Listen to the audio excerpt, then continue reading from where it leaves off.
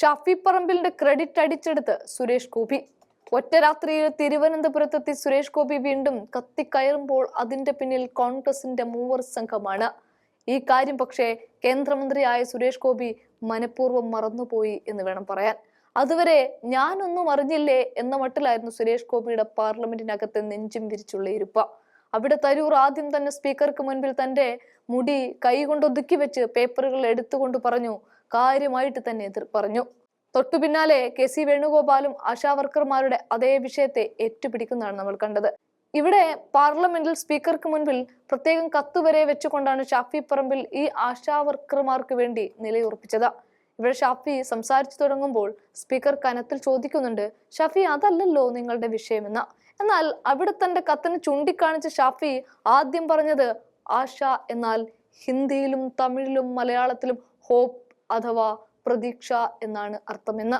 പക്ഷെ 14 മണിക്കൂറുകളോളം പണിയെടുക്കുന്ന ആശമാരുടെ എല്ലാ പ്രതീക്ഷയും നശിച്ചവരാണവർ. തുച്ഛമായ ശമ്പളം മാത്രം. അതുകൊണ്ടാണ് അവർ സമരമിരിക്കുന്നത്.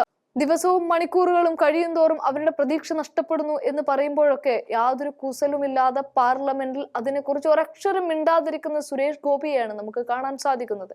എന്നാൽ രാഹുൽ ഗാന്ധി അടക്കം ആശമാർക്ക് പിന്തുണയുമായി വന്നപ്പോൾ JP നദ്ദ ആശമാരുടെ വേതനം വർദ്ധിപ്പിക്കുന്നു എന്ന് സഭയിൽ പറയുകയുണ്ടായി. ഇതോടെ മന്ത്രിയുടെ കൊടിയും വെച്ച കാറുമെടുത്ത് സുരേഷ് ഗോപി നേരെ പാഞ്ഞെത്തി ആശാമാരുടെ സമരപന്തലിലേക്ക്. പിന്നീട് മാധ്യമങ്ങൾ കാണുക സിനിമയെ വെല്ലുന്ന പ്രകടനമാണ് കാഴ്ചവെച്ചത്.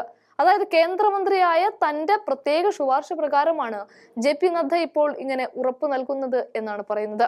ഇവിടെ വീണ ജോർജിന് ഇംഗ്ലീഷ് മനസ്സിലാകാത്തത് കൊണ്ടാണ് എന്നൊക്കെ കിട്ടിയ അവസരത്തിൽ ട്രോളുകയും ചെയ്യുന്നുണ്ട്. എന്ത് പറയാനാ അല്ലേ? ഉന്നതകുലനായി ജനിക്കാത്തതിലെ വിഷമവും പേറി നടക്കുന്ന സുരേഷ് ഗോപിക്ക് കേന്ദ്രമന്ത്രി കസേര കിട്ടിയതിൽ പിന്നെ നിലത്തൊന്നുമല്ല.